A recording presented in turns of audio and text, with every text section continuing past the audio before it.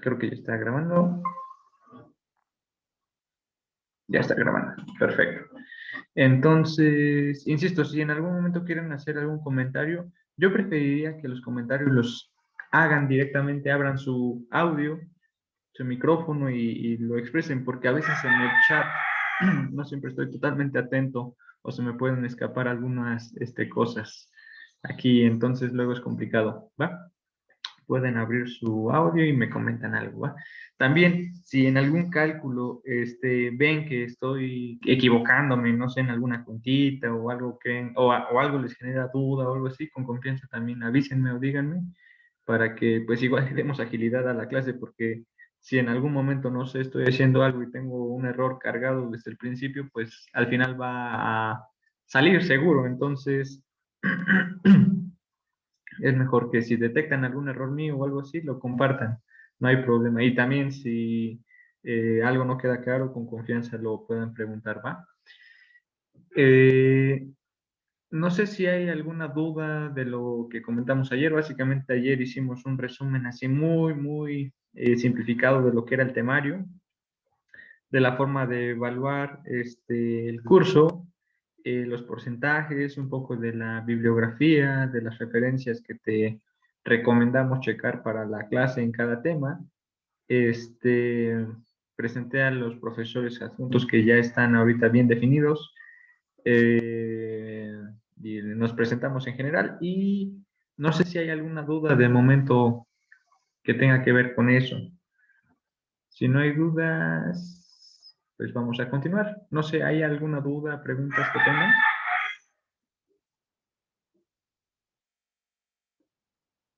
¿No? ¿Todo en orden? Bueno, esta cosa creo que en algún momento va a decirme que ya está por terminar el tiempo. Voy a hacer o checar esta del link que me compartieron para hacer la cuenta y que no Profe, tengamos límites de tiempo, ¿va? Pero ahorita sí Profe. vamos a tener. ¿Vale? Es que hablaron y no les contestó. Ay, chin, perdón, no escuché. No se preocupen, era para lo de el link de la clave de Classroom, pero ya quedó. Gracias. Ok, perfecto. Muy bien. Bueno, entonces, pues vamos a continuar, ¿va? Como ya saben, pues la materia aquí se llama ecuaciones diferenciales y te mencioné que nosotros vamos a ver un poco más el aspecto profe, aplicado. ¿Sí? ¿Escucho? disculpe, bueno, respecto a ya ve que dijo que hacer como que un enfoque más aplicado en la Sí. vida real, o sea, por ejemplo, yo soy actuario, entonces no sé si veamos así como aplicaciones en la economía o cosas así. Sí, algunos ejercicios que dejaré en su momento en tareas o sobre todo en tareas van a ser, por ejemplo, algunos referidos a modelos hechos para finanzas o economía. Entonces ahí es donde tú puedes explorar un poco más esa parte. Además de que si así lo deseas en algún momento del curso, tienen un puntaje extra por hacer una investigación relacionada a la materia y pueden, por ejemplo, explorar algunas cosas aplicadas a sus carreras, concretamente hablando, ¿no? Donde puedan aplicar esta herramienta en algún enfoque que te llame la atención de tu carrera en sí. Sí, está bien. Así veremos algunos ejemplos también aplicados en economía y algunos en física. Aunque seré honesto, mucha cuestión históricamente en las ecuaciones diferenciales fue abordada por físicos y matemáticos que exploraban resolver problemas físicos, literalmente. No es porque se tenga otra vertiente en ese aspecto, sino que así fue pues gran parte del desarrollo histórico en las matemáticas y por ejemplo, no sé, en algún momento estaba Newton y Leibniz y estaban resolviendo algún problema de la física, que justamente va a ser uno de los que les voy a dejar en la tarea 1, y no sé, quizás sí es bueno que tengan una noción de que no necesariamente es porque yo soy físico y vamos a ver problemas de física, sino es porque algunos son aplicados o tienen un sentido o un contexto histórico. Otra cosa, por ejemplo, en la cuestión de las finanzas y en los procesos, bueno, principalmente en la cuestión de procesos estocásticos, muchas veces se tiene que utilizar el término de ruido, o bueno, cuando ya lo concretas como tal es un movimiento browniano. Y estas cosas muchas veces están como relacionadas con un ensamble o un conjunto de movimientos de oscilador armónico. Entonces, oscilador armónico es un término muy utilizado en la física por simplemente atribuir movimientos de resortes o de cosas que oscilan. Sin embargo, cuando tú estudias, por ejemplo, en las cuestiones de finanzas, las series de tiempo dices, no, pero es que yo no veo ningún tipo de movimiento que sea así. Y tú, no sé, cuando haces series de tiempo, sobre todo si son de aspectos financieros, por ejemplo, pensemos que aquí tenemos un activo o un precio, no lo sé, llamemos a esta cantidad C de cantidad, ves que estas cosas por lo general tienen movimientos de este estilo, ¿no? No sé, tal vez son como un tipo de ruido o un movimiento browniano. Y dices, ¿y esto qué demonios tiene que ver con osciladores armónicos? Ah, bueno, existen ciertos tipos de transformaciones en las que tú puedes mapear ciertos como tramos de estas series de tiempo con frecuencias. Esto está, pues no sé, medido en términos de tiempo y tú podrías ahora medirlo en términos de frecuencias o periodos. Bueno, de hecho el periodo es un recíproco de la frecuencia, pero tú tal vez aquí distingas ciertos picos interesantes que son llamativos en las finanzas y tal vez digas, ah, es que tal vez cierta parte de este movimiento fue bien localizado porque, no sé, está el periodo circadiano, ¿no? O sea, el día en la noche, o tal vez aquí está localizado cierta actividad que es anual, o aquí algo que es semestral, no lo sé. Y estas cosas, pues son importantes, por ejemplo, cuando las aplicas en finanzas, ¿no? ¿Por qué estoy diciendo esto? Ah, porque estas cosas o este tipo de estudios nacieron un poco más del lado de la física. Entonces, eh, no creo que sea malo pensar que las cosas físicas, matemáticas y aplicadas a otras áreas se llevan de la mano. Creo que muchas tienen que tener como una especie de hermandad, así de, ahora sí, son carnales y tienen que pues llevarse bien, ¿no? Unirse para pues llevar un camino mejor hacia la ciencia y al crecimiento de los conocimientos. Entonces, lo comento porque hay personas que sí luego son muy más rígidas al momento de decir, no, yo soy matemático. Y ha habido matemáticos muy famosos que son así a veces, o físicos que son muy rigurosos y dicen, no, es que yo soy matemático y si no es totalmente abstracto y cosas así, no lo quiero, ¿no?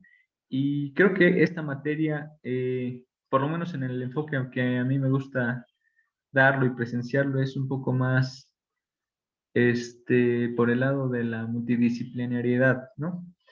Para que tú puedas atacar ciertas cosas desde diferentes perspectivas y tú ya decidas qué es lo mejor a futuro cuando tú lo aplicas a modelos de tu chamba o de tu investigación, ¿va? Y bueno, ya entrando de contexto a la materia, pues te decía, la materia es ecuaciones diferenciales ordinarias. Después te diré por qué se llama ordinaria o por qué la parte de la O.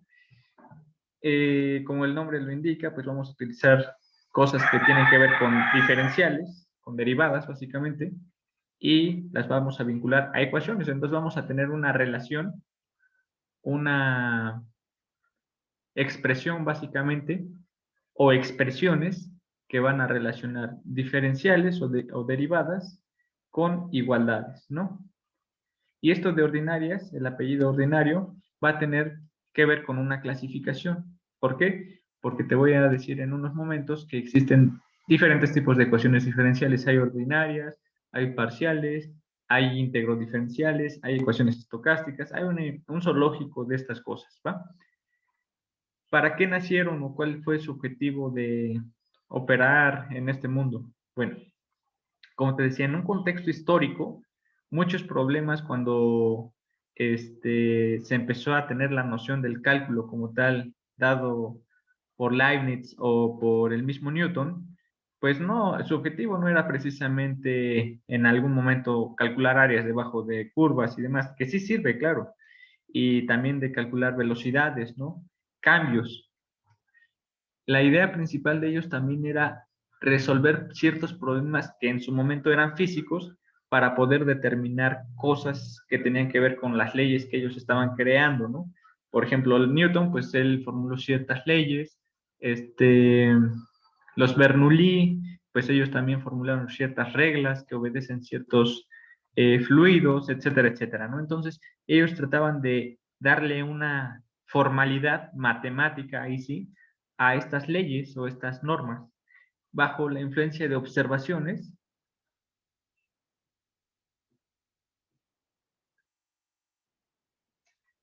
que tenían que ver con cambios.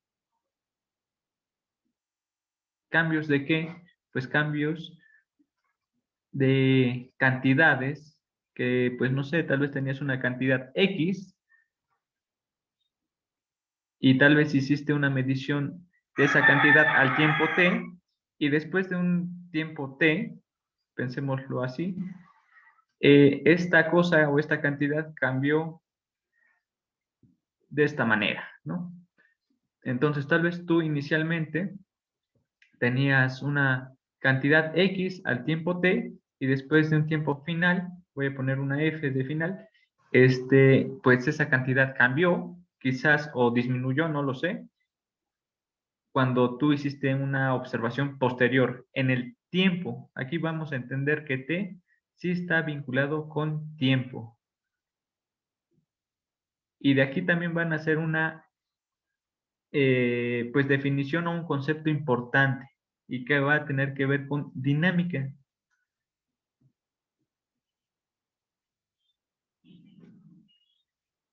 Quizás aquí de tus clases de secundaria ya decías, ah, sí, la dinámica es la rama de la física, bla, bla, bla, que estudia cosas que cambian con el tiempo.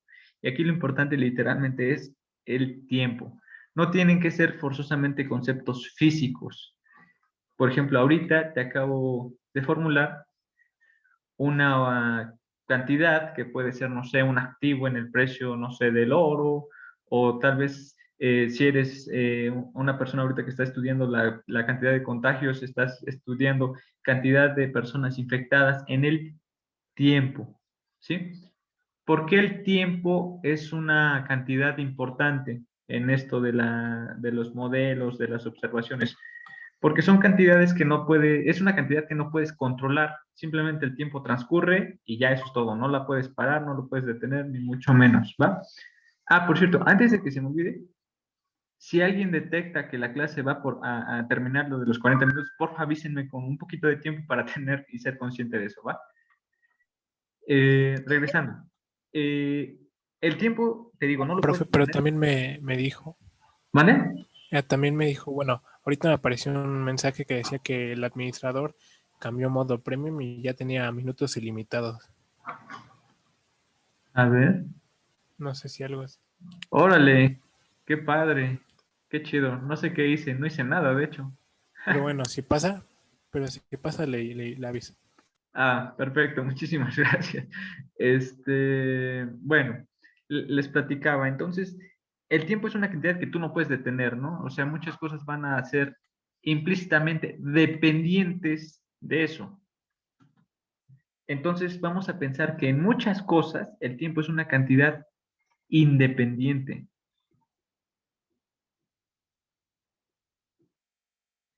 Prácticamente cualquier tipo de observación que hagas natural en un contexto real, el tiempo es independiente. Y puedes decir, no, no, no, es que existe la relatividad general y por supuesto que en la relatividad el tiempo no es independiente. ¿Por qué? Porque el tiempo en la relatividad es una variedad que está vinculada a la deformación del espacio y la materia. Y bueno, dice, sí, bueno, pero es que esa ya es otra área, no es que tampoco estemos ahorita haciendo observaciones relativistas, sino es un curso de relatividad general. Sin embargo, sí eso sí ocurre en la relatividad general. Sin embargo, también existen ciertas reglas que deben obedecerse en este contexto de las ecuaciones de la relatividad general, pero esas son otras, ¿va? Yo estoy ahorita quizás hablando de un contexto más clásico, ¿no? Mediciones, no sé, en biología, en economía, en la física clásica, en la química, no lo sé. El tiempo por lo general siempre es una cantidad independiente y muchas cosas las haces dependientes de esta cantidad que es el tiempo, ¿ok? Y por eso tomamos esta palabra de dinámica. Cuando formalizas el estudio de cambios que son dependientes del tiempo, te digo, formalizas esta cuestión que es la dinámica, y en las matemáticas y en muchas áreas de la ciencia, a esto se le conoce como sistemas, cuando ya son cosas que son un gran conjunto de estudio, se le conoce como sistemas dinámicos.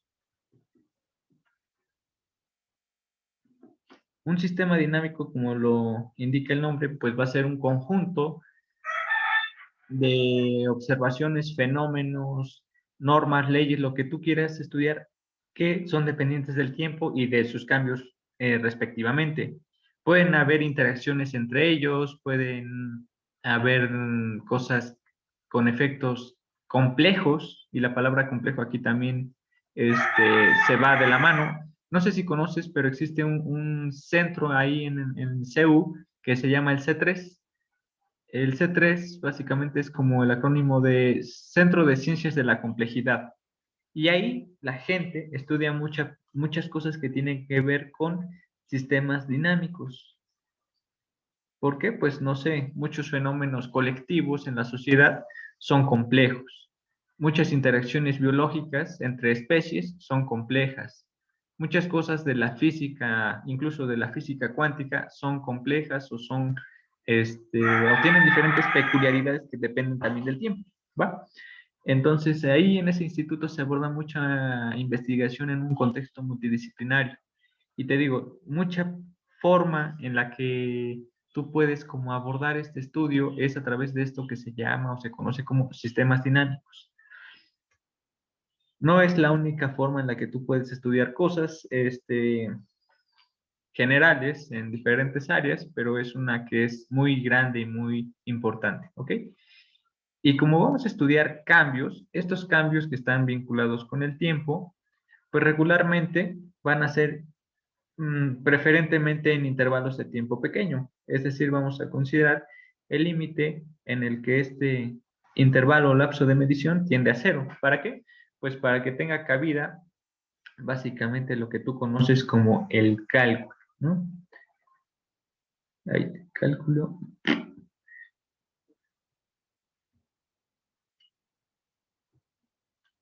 Infinitesimal, que pues ya sabes, se conoce como cálculo diferencial e integral. Entonces, en esta noción del cálculo, tú vas a hacer mediciones, observaciones que pues van a depender de esta cantidad de tiempo y vas a vincular directamente el cálculo. ¿De qué cosas vas a estar hablando? Pues vas a estar hablando de cambios, de observaciones, no sé, tal vez estés viendo cómo cambia la cantidad de gente infectada por COVID, o tal vez estás hablando de cambios en la medición de la energía de un reactor nuclear, o no lo sé, pueden ser mil y un cosas. El chiste es que como vas a vincular estas mediciones u observaciones a cálculos infinitesimales, entonces vas a tener que formular una relación funcional en la que vas a vincular el tiempo o la cantidad independiente, llámala independiente quizás para generalizar la idea, la observación y pues estos cambios infinitesimales que concretamente los vas a expresar con derivadas, ¿ok? Y esos cálculos infinitesimales pueden ser abordados desde el primer momento en el que haces mediciones de este cambio o de los segundos momentos en los que haces ese cambio o esos cambios infinitesimales. ¿A qué se refiere el segundo momento? Pues a segundas derivadas, terceras derivadas, etcétera, etcétera. Derivadas quizás de orden n, no lo sé. Y entonces vas a tratar de formular una funcional, una función que relacione una igualdad, ¿ok? Esto es concretamente una ecuación diferencial. Entonces, básicamente una ecuación diferencial es una funcional, es una relación, es una igualdad que va a vincular una cantidad que es independiente y otras que son dependientes de esa cantidad. Y el objetivo es determinar quiénes son esas cantidades que satisfacen esta relación. ¿Quién es la cantidad X que bajo esa cantidad independiente va a resolver esta igualdad? Eso es todo. Eso es una ecuación diferencial. Y ahorita te voy a dar más cosas para poder como diferenciar tipos de ecuaciones diferenciales. Esta es una ecuación diferencial concretamente ordinaria. ¿Por qué ordinaria? Porque los cambios infinitesimales que estamos haciendo son dependientes de una sola cantidad, t. Si tuviéramos más cantidades que son independientes, entonces, como ya sabes del curso de cálculo 3, no solamente vas a tener derivadas totales, vas a tener derivadas parciales, ¿ok? Entonces, si tú ya tienes o involucras más cantidades independientes, pensemos que tenemos la cantidad independiente T1, T2, Tn, cantidades independientes, pues tal vez a la cantidad X le podrías calcular la parcial respecto a T1, o la parcial respecto a Tn. ¿Estamos de acuerdo? Y aquí tendrías derivadas parciales. Entonces, tu funcional o funcionales, ahorita solamente estoy hablando de una sola funcional, pues podría ser dependiente, insisto, de todas estas cantidades t iésimas para toda i que va de 1 hasta n. Podrías tener una funcional que vincule estas cantidades independientes y de la cantidad x y sus respectivas derivadas parciales, ¿ok? Y esto bien sería una ecuación diferencial, pero en lugar de llamarle ordinaria, vamos a llamarla parcial.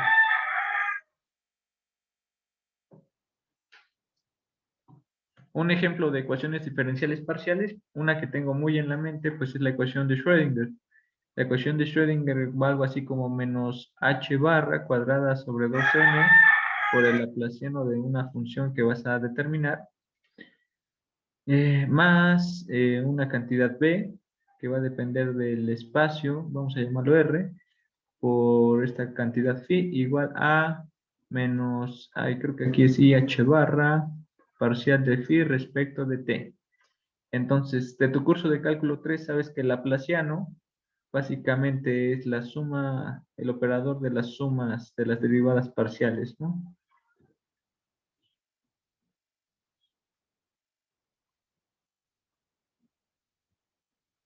Entonces, esta expresión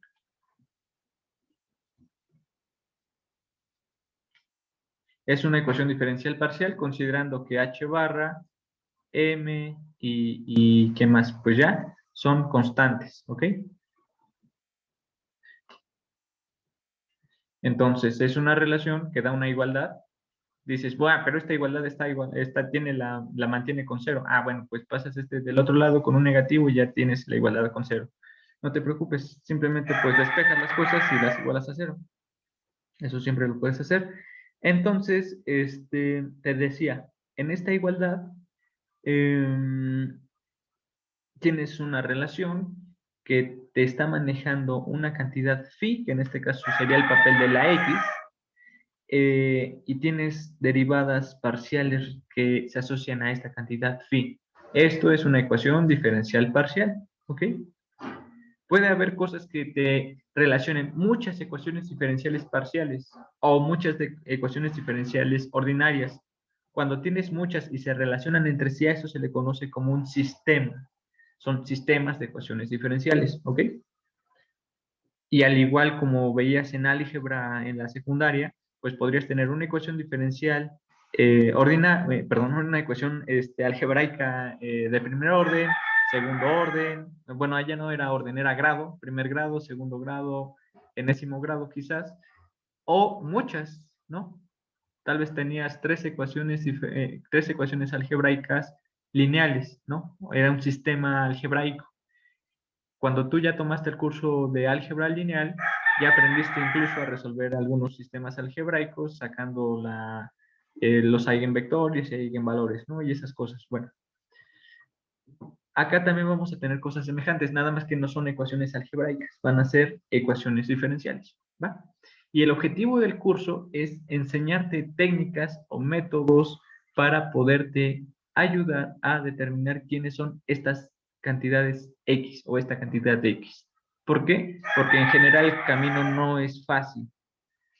Algunas van a requerir muchas talachas, algunas otras van a tener que manejarse con métodos, algunas de plano tal vez ni siquiera se puedan resolver y tal vez tengas que recurrir a materias más avanzadas que se llaman, por ejemplo, métodos numéricos, en la que tú vas a dejar de lado la mano y tu lápiz y vas a tener que utilizar tu computadora, ¿ok? Entonces, la idea del curso es enseñarte los métodos para resolver este tipo de cosas, ¿ok? No sé si hasta ahorita hay alguna duda, alguna pregunta al respecto. Creo que aquí hay cosas en el chat. Por ejemplo, alguien pregunta, ¿del estado energético de los electrones para eso sirve? Bueno, depende qué estés resolviendo concretamente en por ejemplo, en la ecuación de Schrödinger, lo que tú estás resolviendo, o para lo que te interesa calcular esta función phi, es que esta cantidad phi, cuando calculas la norma o el módulo cuadrado de esta cantidad, esto te da la noción de la probabilidad de encontrar el estado cuántico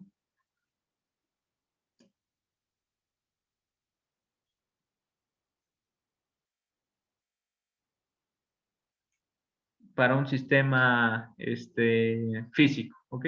Entonces, lo que estás midiendo es cuál es la probabilidad de encontrar algo de la mecánica cuántica en una medición, ¿va? Eso es lo que está haciendo la ecuación de Schrödinger. ¿Qué puede ser ese algo? Como bien lo dijiste, puede ser un estado energético, puede ser la localización en el espacio de algo cuántico, literalmente. Y bueno, hay cosas que se vinculan con la mecánica cuántica para lo que funciona la ecuación de Schrödinger. Pero igual tomando un poquito el tema que está mencionando el compañero, resulta que si tú haces una muy buena medición del espacio en el que vive una partícula cuántica, resulta que por ahí existe una relación, una igualdad, una desigualdad, de hecho, en la que hay una prohibición.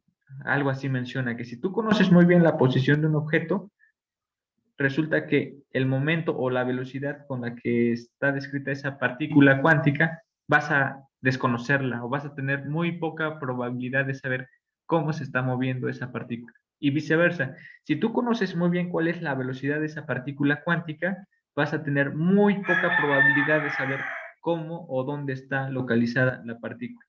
¿Va? Por lo que los conceptos de localización en la mecánica cuántica se pierden. Así que muchas cosas de las películas que viste de ciencia ficción tienen perfectamente pues, verdad. Sí, hay muchas cosas verídicas que pasan en las películas de ciencia ficción. Obviamente están muy exageradas, pero igual y ahorita ya estoy saliéndome del tema. Pero si quieres platicar o de algo así te salen dudas, igual con confianza me puedes preguntar, no hay ningún problema. Igual ya vemos que nos inventamos, ¿va?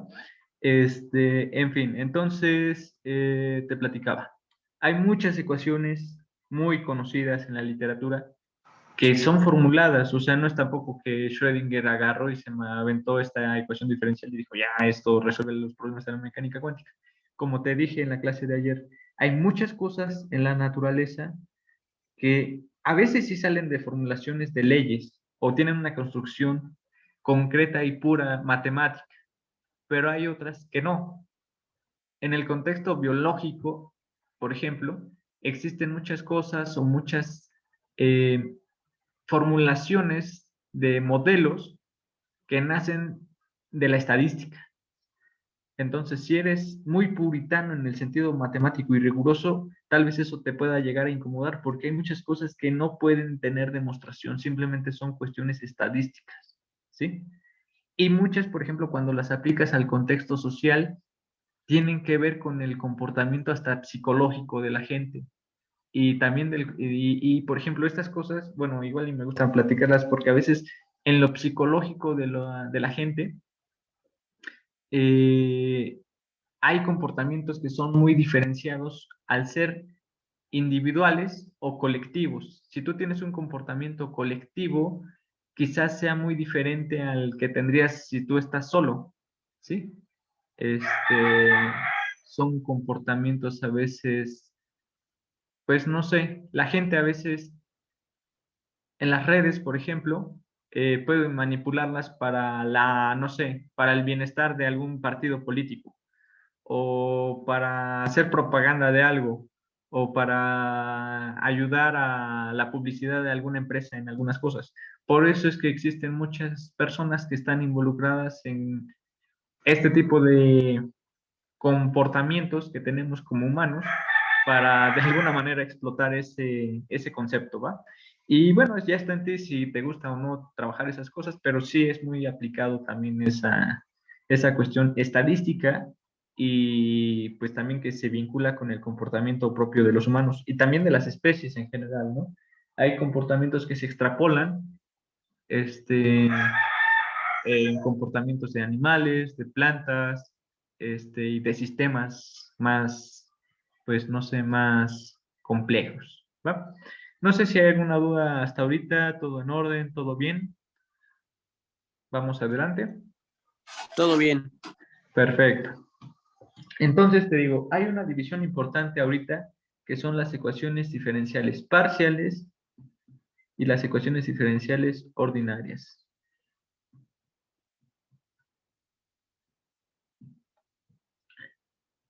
Nosotros nos vamos obviamente a enfocar solamente en estas.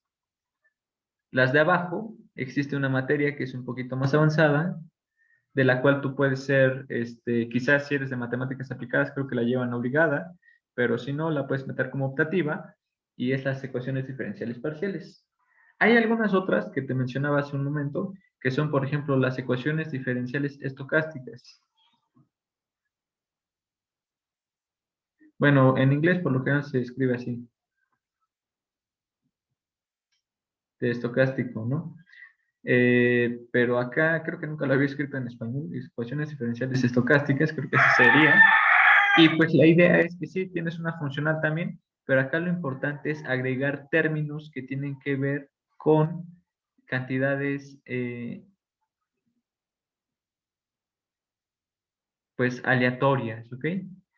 R's de random, ¿ok? Entonces la idea es, tú tienes cantidades randoms para tratar de emular justamente comportamientos globales en las cosas. ¿Por qué? Porque obviamente si tú eres un financiero y estás corriendo algo de una bolsa, pues va a ser para ti muy difícil emular que no sé, que tal vez la acción de algún comentario de tal político influyó fuertemente en la bolsa. Eso no lo puedes modelar tan fácil porque no puedes adivinar con precisión qué va a decir tal persona en qué momento. Entonces, la forma en la que uno puede a veces más o menos como modelar ese tipo de comportamientos es incluyendo términos aleatorios. ¿Por qué? Porque quizás aquí voy a meter una palabra que tal vez no tendría cabida de momento, pero es el caos.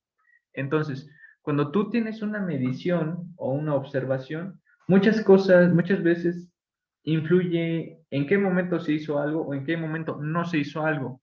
Hay una película muy padre que creo que te recomendaré ver en algún momento del curso que se llama El efecto mariposa.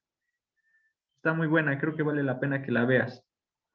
Y el punto es que muchas acciones del personaje de esta película influyen dependiendo de cómo tomó acciones en sus momentos en los que tuvo que tomar decisiones, ¿va?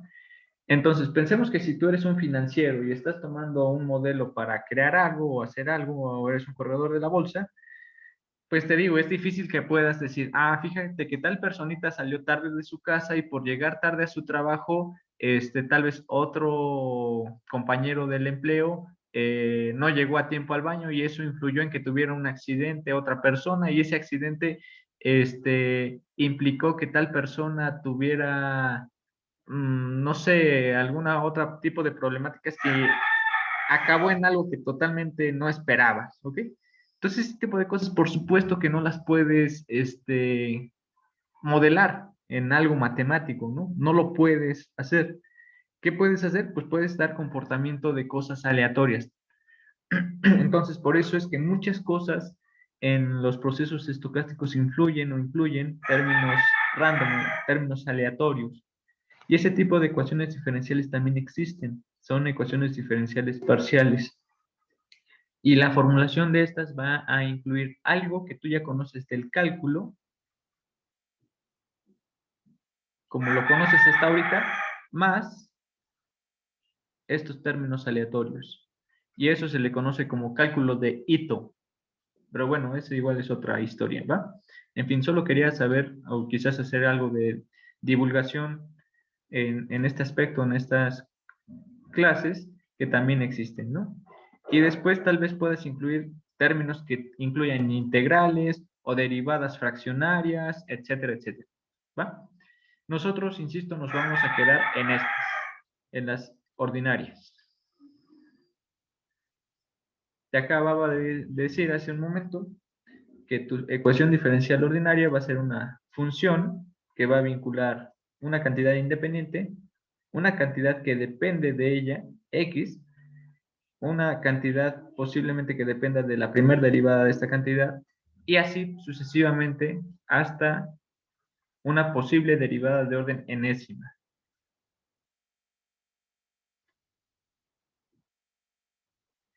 El número n Disculpe. que acabo de escribir, ¿sí, perdón? ¿Sería una función de Rn a R? Dr n más 1. R- Bueno, porque si sí, incluyes de t Rn en más forma 1, sí. explícita, sí. Si lo queremos plantear de una manera más formal escrita, podríamos decir que es de Rn más 1 a R, ¿ok? En fin, sí, tenemos una función, este es un escalar, es un número, en general, que si tú lo evalúas con cierta cantidad t y x, te va a dar pues un número que tendría que ser 0, ¿ok? Este número Es- es natural, no, de nada, es natural. Te decía hace un momento que podría ser fraccionario, o sea, podría ser, no sé, 3/2 o lo que sea, pero ese tipo de derivadas aún no las conoces y tal vez no las conozcas en la carrera, pero sí existen y se llaman derivadas fraccionarias. Sin embargo, pues nosotros nos vamos a quedar con las derivadas naturales que conoces del cálculo ahorita y este número n va a determinar algo que se llama o le va a atribuir el nombre de enésimo orden. Entonces, esta ecuación diferencial es una ecuación diferencial ordinaria de aquí me faltó la m, perdón, enésimo orden, ¿ok? Hay una ley física, que son las ecuaciones de Newton. Para la segunda ley te dice algo así que, como que la derivada, la aceleración, ya sabemos que aceleración en física es la segunda derivada de la posición respecto al tiempo. Si quieres lo escribimos directamente así, pensando en que x es posición. Dice, la aceleración es igual a, ¿qué? Fuerza es igual a masa por aceleración, ¿ok? Entonces, si tú multiplicabas por la masa esto, masa por aceleración es la fuerza. Fuerza igual a masa por aceleración, ¿ok? Y en física luego te decían que la fuerza pues era una cantidad constante, etcétera. Esta es una fuerza, parece que escribí una E, pero no. En fin, esta cosa, si tú la despejas, pues podrías escribirla así como xb' por m menos f una cantidad constante. Ahí está. Pues es igual a 0, ya. Esta cosa es una ecuación diferencial ordinaria de segundo orden. ¿Ok? La ecuación de Newton, pues es una ecuación diferencial de segundo orden. Y podrías decir, no, no, no, pero por ejemplo, para los que son físicos, ya saben que, por ejemplo, ¿cómo se llama? Masa por la velocidad, define algo que se conoce como el momento. Y podrías decir, espérame, si yo pongo o recuerdo que la derivada de la velocidad es la aceleración, entonces podríamos también decir que masa por aceleración es igual a masa por la derivada del momento, pero esto es igual a masa por la derivada de la velocidad y esto es P', entonces dices que la derivada del momento, si estás pensando en la ley de Newton, es la fuerza y dices, entonces si yo derivo el momento y le quito la fuerza, pues tengo una relación que es diferente a la de arriba. ¿Por qué? Porque la ecuación de abajo no es una ecuación diferencial de segundo orden, es una ecuación diferencial ordinaria de primer orden. Y sí, es cierto, tiene sus ventajas trabajar con PES, que es momento, a lo que ellos le llaman momento. Si no eres físico y no te interesa esa parte, simplemente piensa que son números y letras y son variables que tienen algún significado para ellos, pero si no, no te preocupes. No hay problema en que estemos ahorita simplemente hablando de esta cuestión de la física. Repito, entonces dices, esta es una ecuación diferencial de segundo orden, esta es una ecuación diferencial de primer orden. ¿Dónde estuvo el truco? Pues simplemente en recordar que podrías bajarle el orden a las cosas si trabajas con variables diferentes, ¿ok? Acá estamos trabajando con posiciones, acá estamos trabajando quizás con velocidades, ¿ok? En fin, tú puedes modelar las cosas pues a tu conveniencia. Regularmente los modelos, incluso en la economía, rara vez tienen órdenes muy grandes. Es muy raro. Por lo general, los modelos, incluso en la economía y en la física, tienen cosas de primer orden o segundo orden. Por ejemplo, otras ecuaciones famosas son las ecuaciones de campo de Einstein, que es algo así como G mu nu igual a 8pi tau mu nu. Independientemente de esta parte que tiene que ver con el espacio, perdón, no es cierto, con la materia, estos términos son derivadas también, bueno, van a involucrar una cosa muy grande y complicada que se llama el tensor de Riemann, pero el chiste es que estas cosas involucran a grandes órdenes, bueno, en grandes palabras quizás, cosas que tienen que ver con segundas derivadas.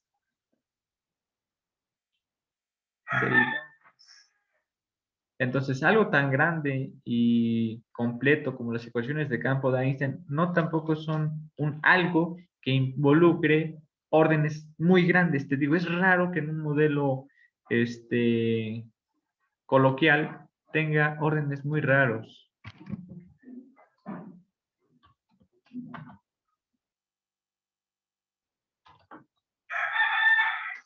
Te voy a mostrar en la pantalla un modelo de finanzas que es muy conocido, que se llama la ecuación de Black-Scholes. Mira, aquí te dice, es una ecuación, matemática financiera, bla, bla, bla, bla. Por lo general, cuando buscas las cosas en Wikipedia, de preferencia te recomiendo que las busques en inglés, porque regularmente tienen muy buena información bibliográfica. O sea, es raro que en las cosas científicas tengan mentiras, salvo cuando apareció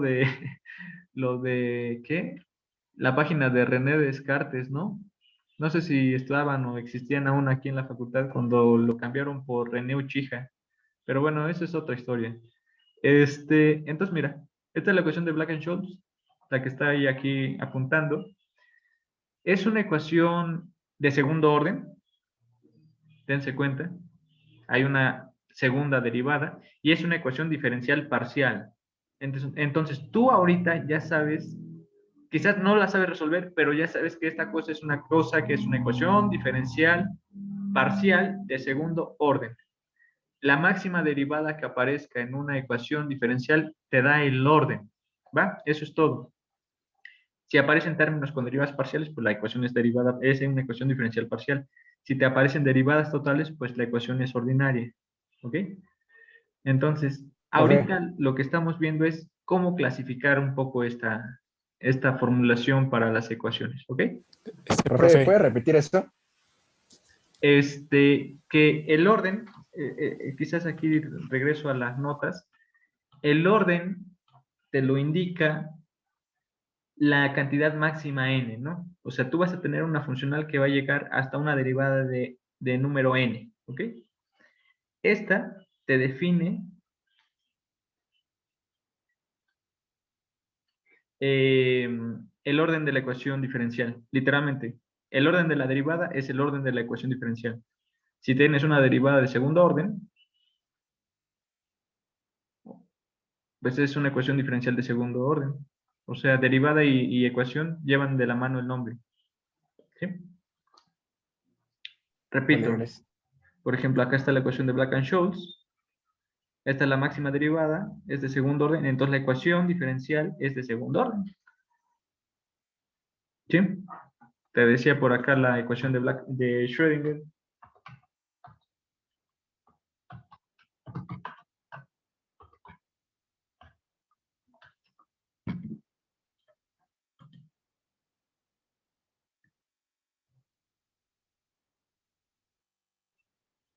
Pues la ecuación de Schrödinger, aquí está.